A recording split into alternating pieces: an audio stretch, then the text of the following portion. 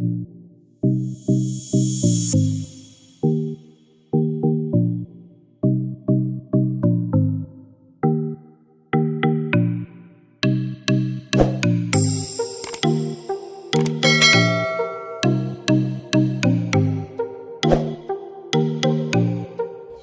you want to see how I made this, stay tuned.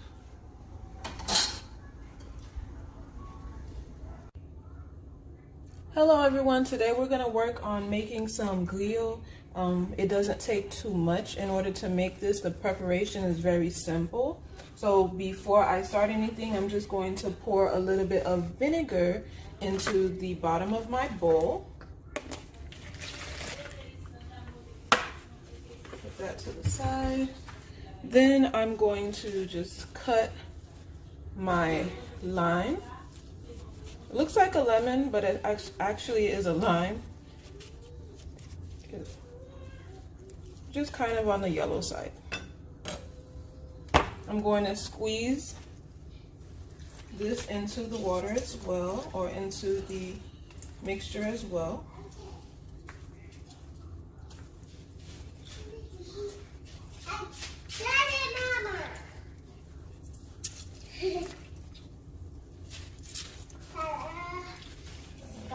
That's done.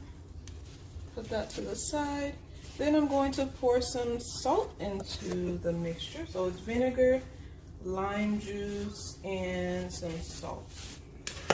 Now, depending on you whether you want to remove the fat, you can do that. However, it does have a really nice flavor once this is fried up. So this is pork. Okay? I'm not going to remove that. This is all going in. Alright, so I'm going to finish putting all of this in here and then I'll be right back. I have placed all the pork into the bowl and now I've cut up another lime and I just want to squeeze this over the meat.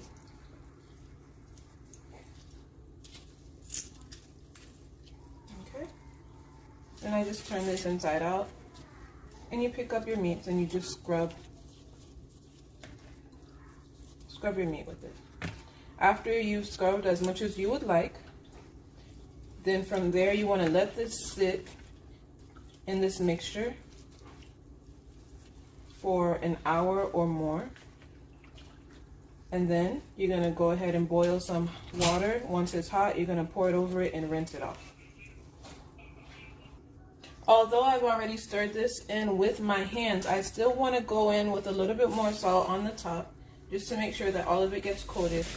And a little bit more vinegar on the top as well. And then I'm going to stir it once more and let it just sit.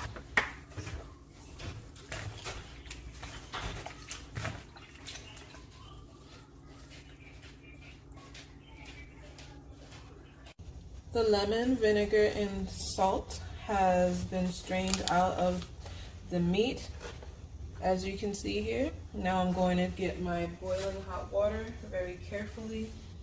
And I want to pour it over the meat and just allow it to sit in this for a little bit, and then I'm going to mix it in and strain it, all of it out. I have added 1 large spoonful of Epis blended into the mixture. If you don't know how to make that, check out the video on how we teach you how to make Epis blended. I'm just going to stir it in.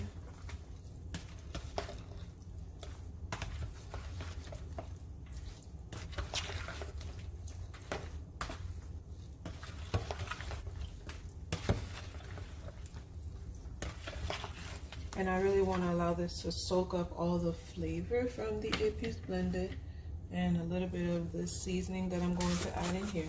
So what I'm going to do is allow this to cool off and then cover it up and place it in the refrigerator so it can marinate well.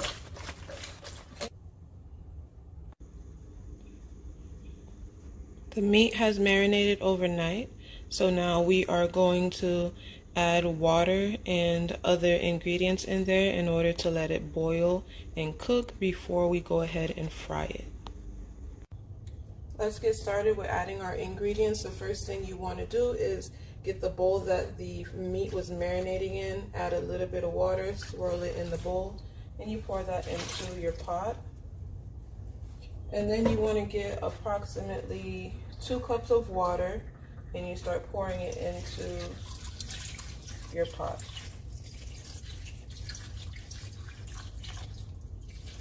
Okay. I'm going to add a pepper with cloves already poked into there. And then I have some other bell peppers that I have sliced that's going in as well. A habanero pepper. I have a celery stick that I have cut up into 4s. Fresh thyme.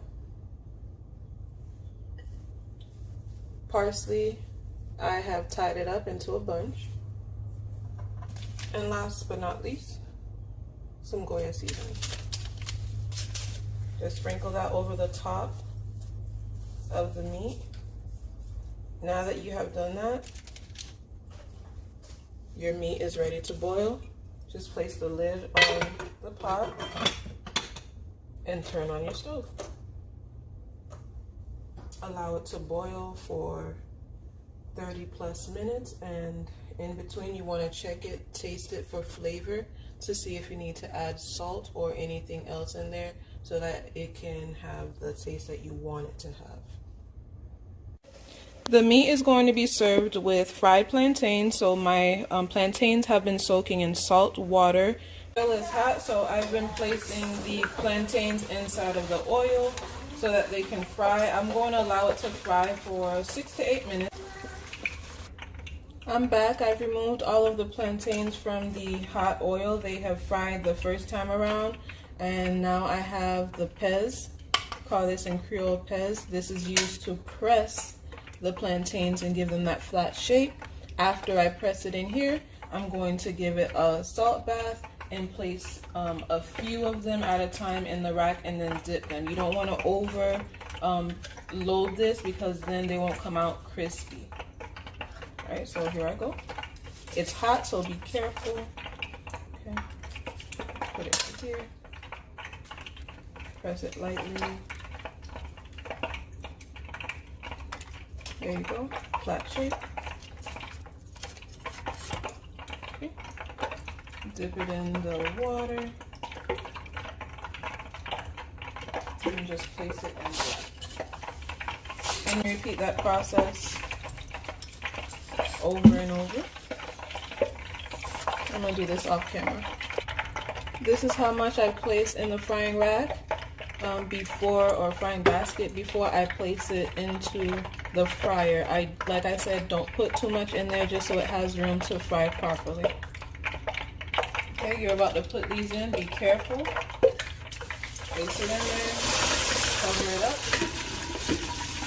And you can still continue working on pressing your other plantains that haven't been pressed yet. I'm going to do that off camera and then I'll come back. Okay, see that nice golden color that it has when it comes out of the fryer?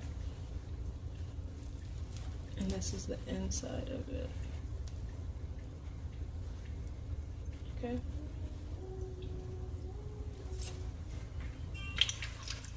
Two quick tips. When you are pressing your plantains, if you feel like they're starting to crumble and fall apart, that means it didn't fry long enough. Put it back in the fryer and let it fry some more, because it's supposed to easily press once you start using the press to press it down. Also, once you put it in the basket, when it is ready for you to take it out of the oil, it'll start floating on top of the oil. Alright, so now these are ready and I'm pulling them out. So I divided the meat into half to put it in the fryer. This is what the color it has before I fry it. And once it's been in the fryer, you see that nice golden brown color. That's what color it gets. There you have it, a traditional Haitian dish, griot avec banane pesée and pickles. Hope you enjoy. Bon appetit. Thank you so much for watching our video.